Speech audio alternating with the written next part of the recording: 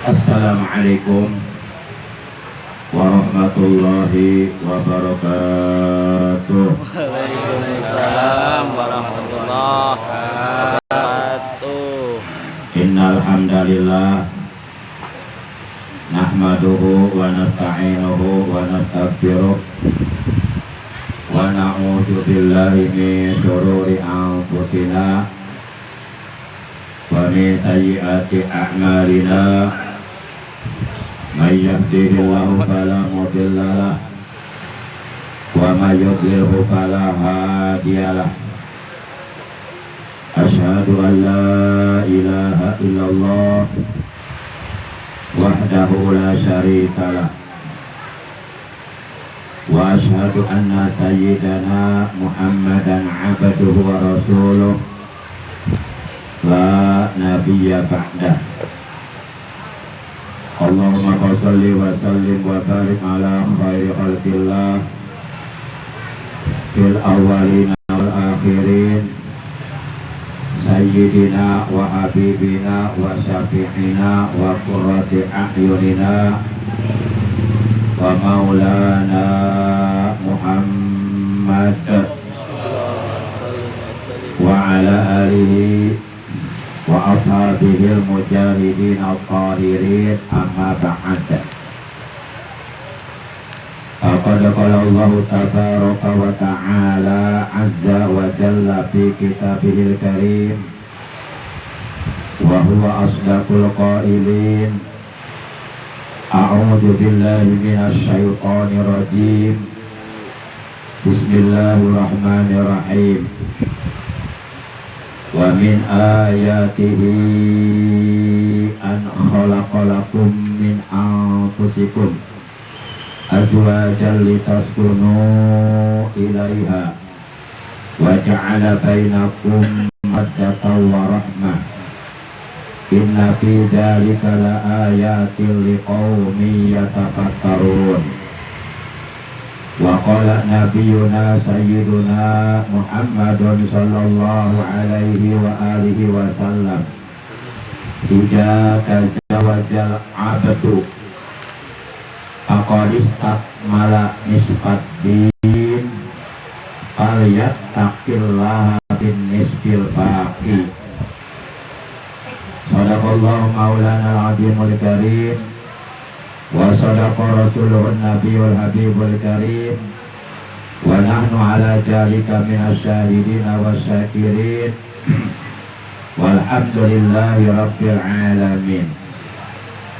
Segenap ikhwan Thariqah Qadiriyah wa Naqsabandiyah, bil khusus yang saya hormati Ketua TKN Wilayah Cibarusah, juga para pengurus TKN Wilayah Cibarusah yang lainnya yang saya hormati, juga yang kita hormati Bapak Ustadz Ujang Mulyadi selaku Sohibul Baik beserta ibu dan keluarga.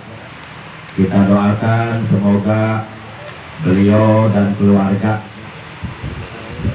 oleh Allah Subhanahu wa Ta'ala selalu diberikan kesehatan yang barokah, umur yang panjang yang barokah, dan apa yang beliau hajatkan kepada Allah, apa yang beliau inginkan, apa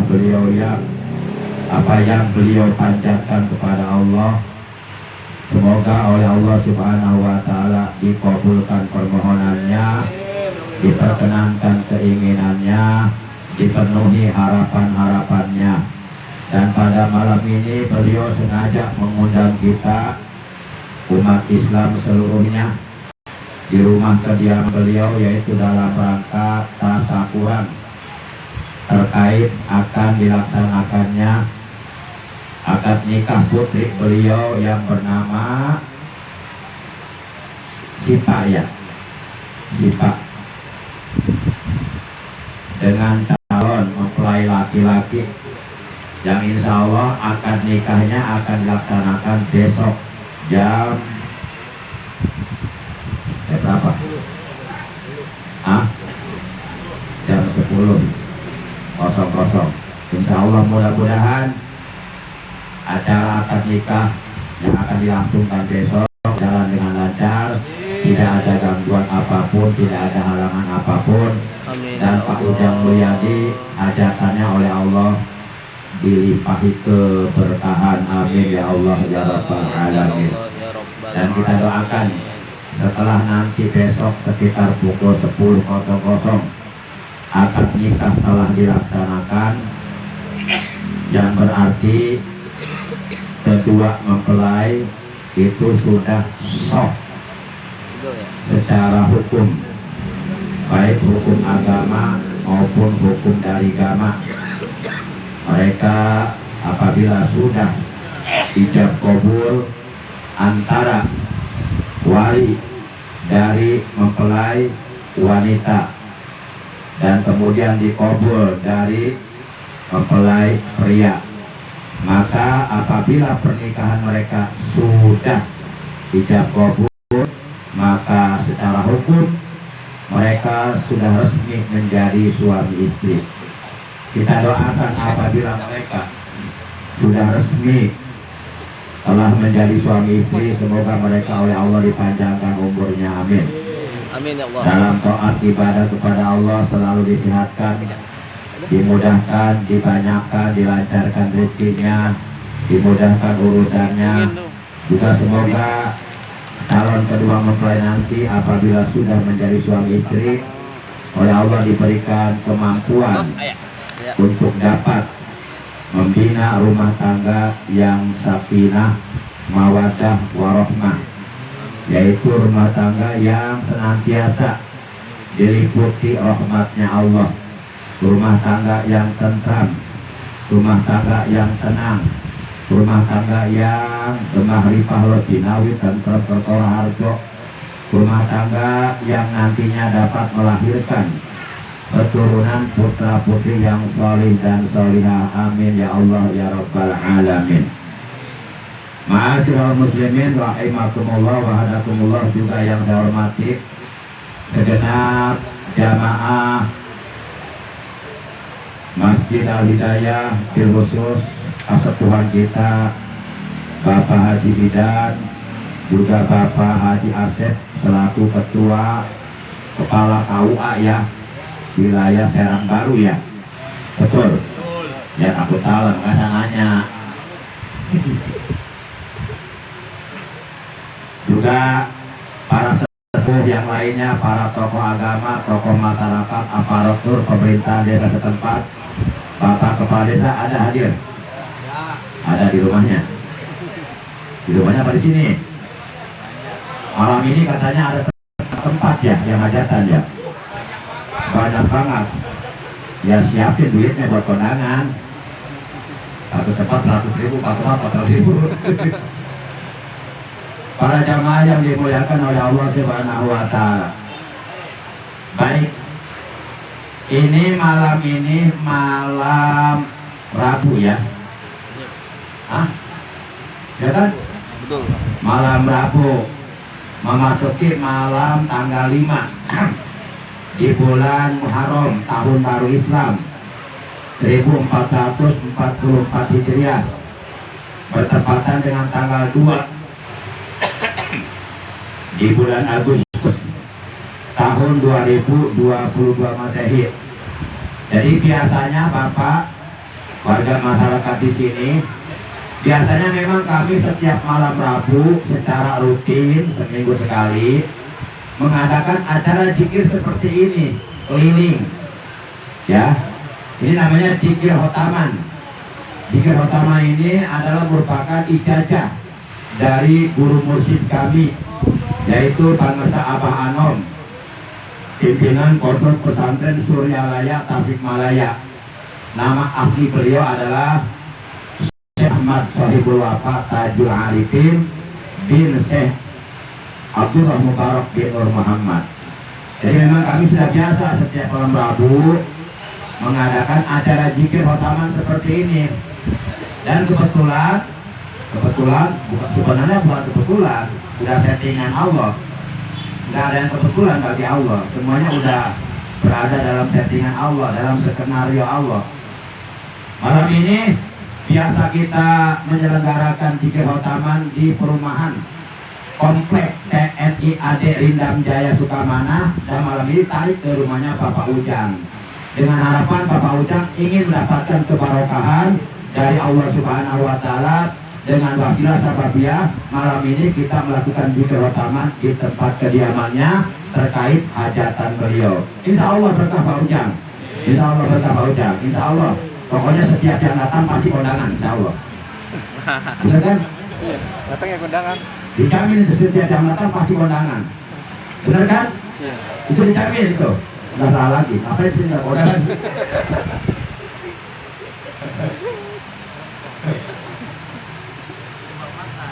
Numpang makan. Oh, numpang makan. Bapak Ibu yang dirahmati Allah Subhanahu wa Ta'ala, langsung saja deh. Biasa kita acara sampai jam 10. Ini jam berapa nih? 10. Hah? Jam 10 pas. Berarti udah habis waktunya. Wassalamualaikum warahmatullahi wabarakatuh. Iya udah kan? Ya tambahlah ya kira-kira berapa menit? 15 menit lah ya. Kira-kira ridho nggak nih? 15 menit mendengarkan tausiah dari saya, ridho nggak? Ikhlas? Insya Allah kalau ridho hatinya, kalau ikhlas hatinya, diniatkan thalabul ilmi, insya Allah dapat pahala besar. Pahalanya lebih baik daripada ibadah haji dan umroh 1000 kali, amin. Pahalanya lebih baik daripada sholat tahajud tiap malam. Pahalanya lebih baik daripada puasa Ramadan 1 bulan. Pahalanya lebih baik daripada mati syahid, mati di medan perang membela agama Allah. Insya. Yang penting kita mendengarkannya semata-mata ikhlas karena Allah. Insya. Langsung saja. Apabila seorang hamba Allah, apabila seorang muslim atau muslimah sudah menikah, sudah berkeluarga, sudah berumah tangga, terlepas dari apakah punya anak atau tidak dalam rumah tangganya, apabila seorang hamba Allah muslim atau muslimah sudah berumah tangga, sudah berkeluarga, sudah menikah, maka ia telah menyempurnakan separuh dari agamanya, yaitu agama Islam. Berarti ia telah menyempurnakan agamanya 50%. Nah sisanya yang 50% lagi, kata Nabi, sempurnakanlah dengan cara bertakwa kepada Allah.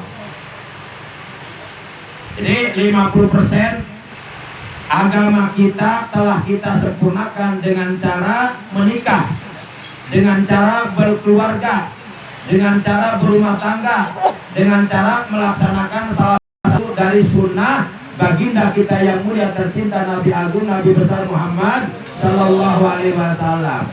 Nah supaya agama Islam yang kita anut, yang kita pegang sampai terbawa mati nanti, supaya sempurna, maka sempurnakan sisanya 50% lagi, sempurnakan, jangan hanya 50%, sempurnakan sisanya 50% lagi, kata Nabi, dengan bertakwa kepada Allah Subhanahu wa Ta'ala.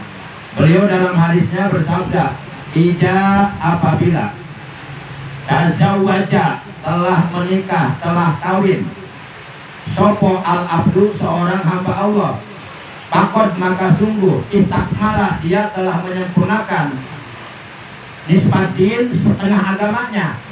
Idza tazawwajal abdul pakod istakmala nisbatin, apabila seorang hamba Allah telah menikah, maka berarti dia telah menyempurnakan separuh agamanya.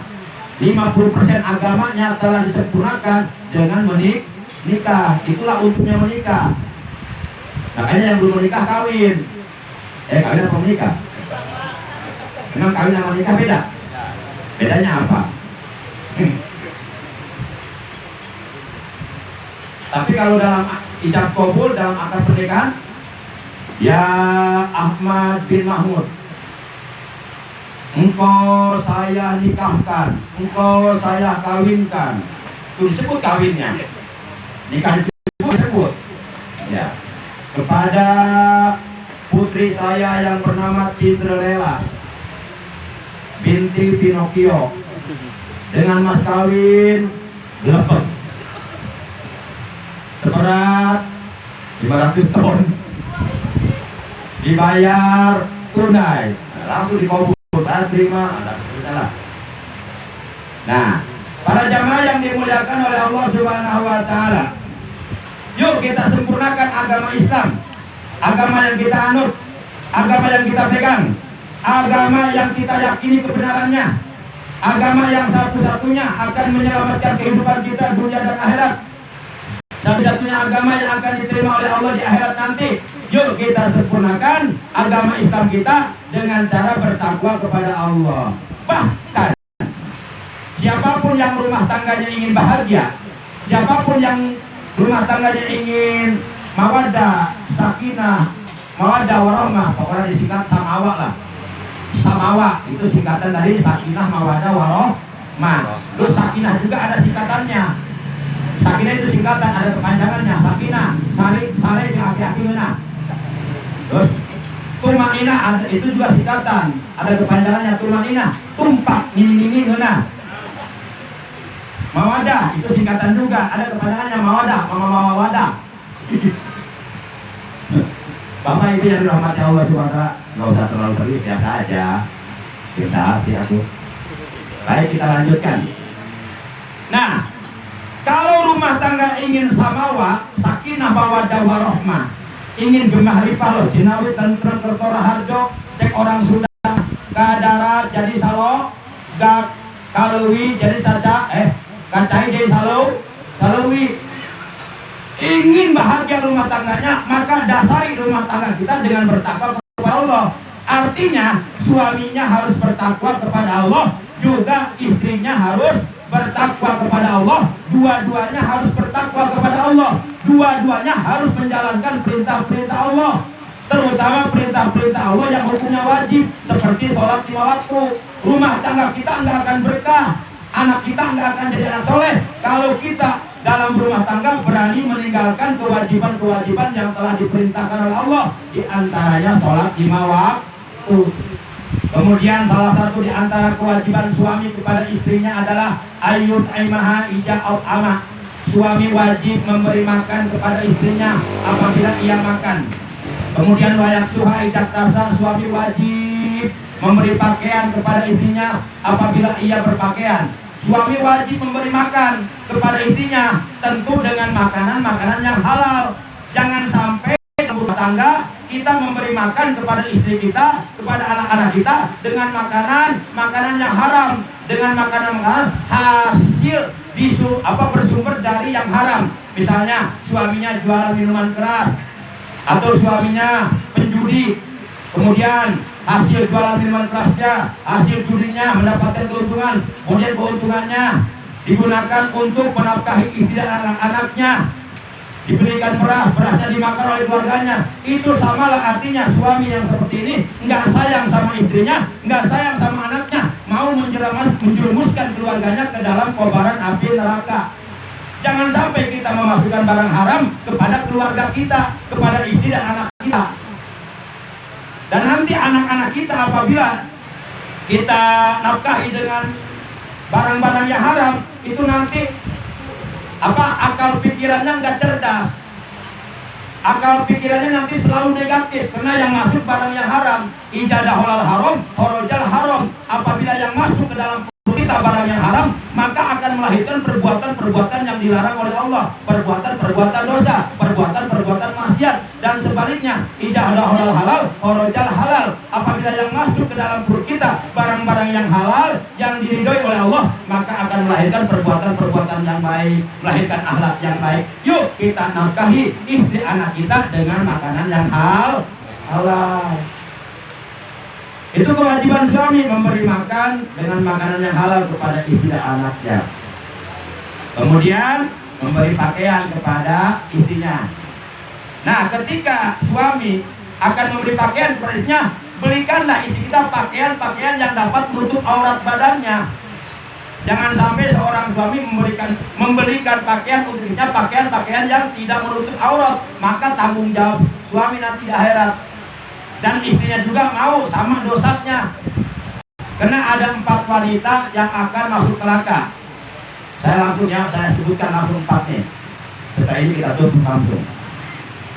Dalam kitab Irsyadul Ibad diterangkan arba'un minan nisa'i finnar. Ada 4 tipe wanita yang akan ditempatkan di neraka oleh Allah untuk selama-lamanya. Pertama, badiat tulisan ala zawjiha in goba anha zawjuha lam tasun nafsaha wa in hadara ajathu bilisaniha. Yang pertama, wanita yang jelek perkataannya, yang kasar perkataannya kepada suaminya. Jadi wani ngomel-ngomel suami, bahkan wani marah-marahin suami, bahkan berani mencaci maki suami, bahkan berani mengatakan kepada suaminya, monyet lu. Saya dibilang monyet, kan aku suami kamu. Nah kalau aku monyet berarti kamu istriku monyet juga dong. Sama-sama monyet kita.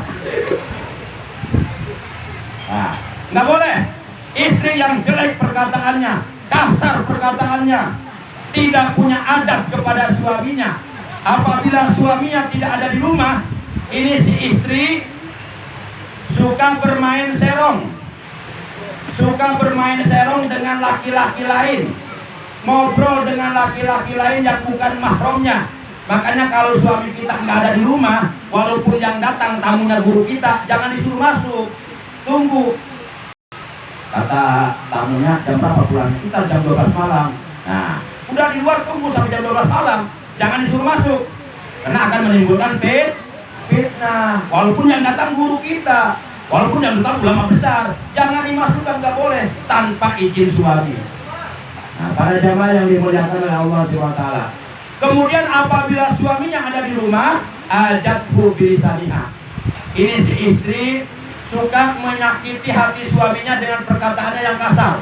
Itu golongan yang pertama, tipe wanita yang akan ditempatkan di neraka, yaitu wanita yang jelek perkataannya, yang kasar perkataannya kepada suaminya. Apabila suaminya tidak ada di rumah, dia suka bermain maksiat dengan laki-laki lain, dan apabila suaminya ada di rumah, dia suka menyakiti hati suaminya dengan perkataan yang kasar, yang jelek, yang tidak sopan.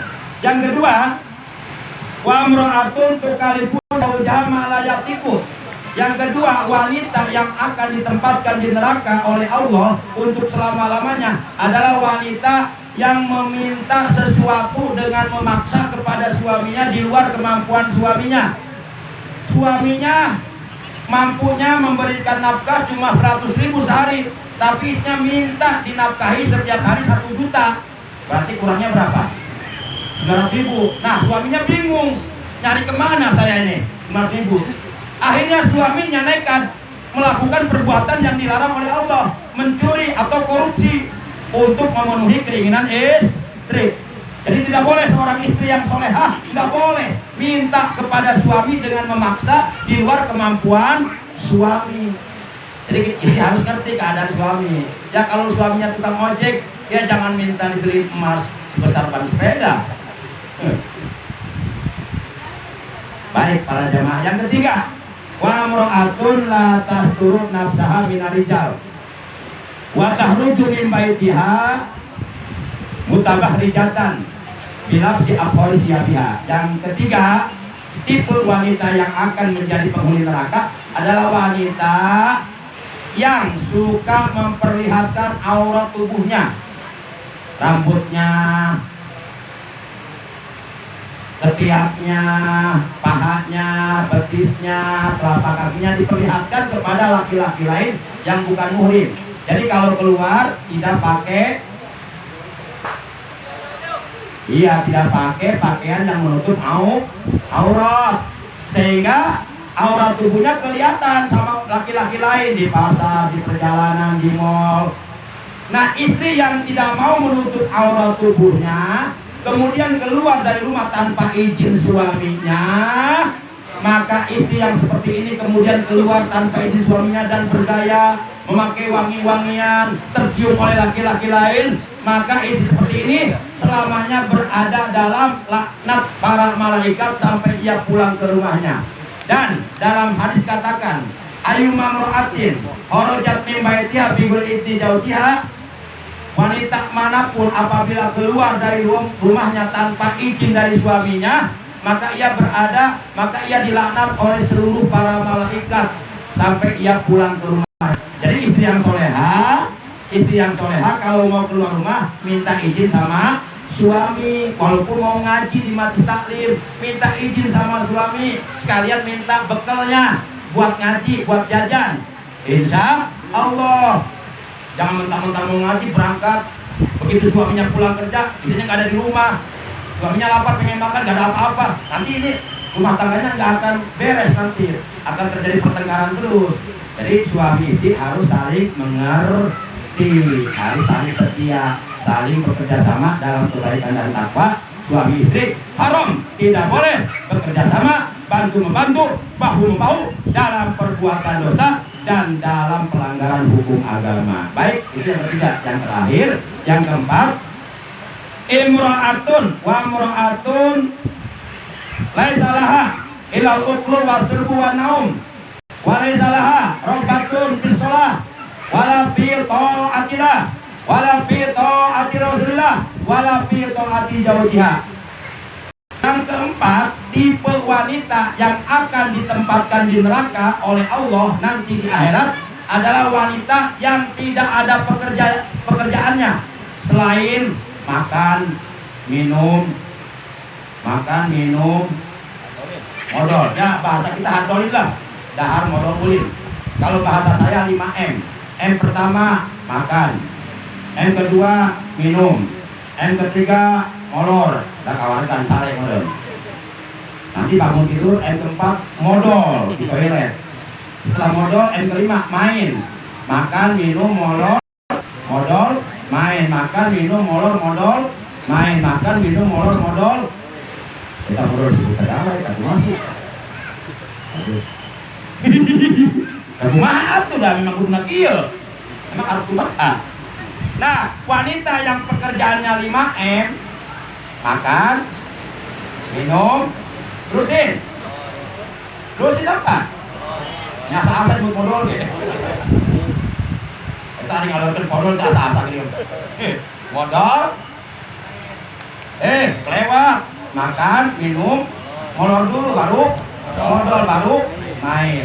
Nah, wanita yang pekerjaannya 5M, sholat nggak mau, ngaji nggak mau, jangankan sholat duha, jangankan sholat tahajud, sholat 5 waktu yang hukumnya wajib juga nggak mau, malah nonton sinetron dari pagi sampai sore, nggak sholat, nggak ngaji, nggak apa-apa. Nah, wanita yang tidak ada pekerjaannya selain makan, minum, molor, modal, main, dan tidak suka sholat, tidak suka ibadah, dan tidak taat kepada Allah dan Rasulnya, dan durhaka sama suaminya, maka wanita yang tipenya seperti ini menurut keterangan dalam kitab Lisanul Ibad nanti di akhirat oleh Allah akan ditempatkan di neraka. Demikian kurang lebihnya, mohon maaf.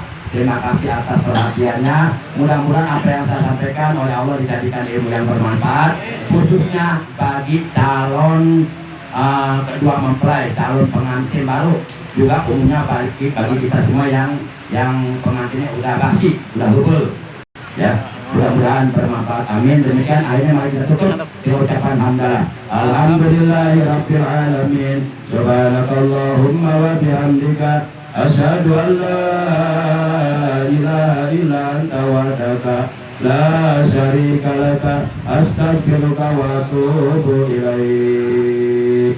Astaghfirullah rabbal baraya, astaghfirullah minal khataya, astaghfirullah rabbal baraya, astaghfirullah minal khataya.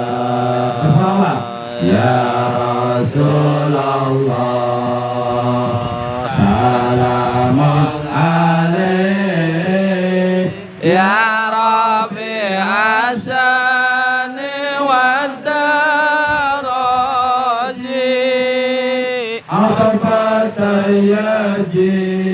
ratal alamin ya uhailal judi wal karami ya uhailal judi wal karami biban pana bibarakatihim wahdinal husna bihormatihim wa amitna bitariqatihim wa mu'afatihim minal fitani wa mu'afatim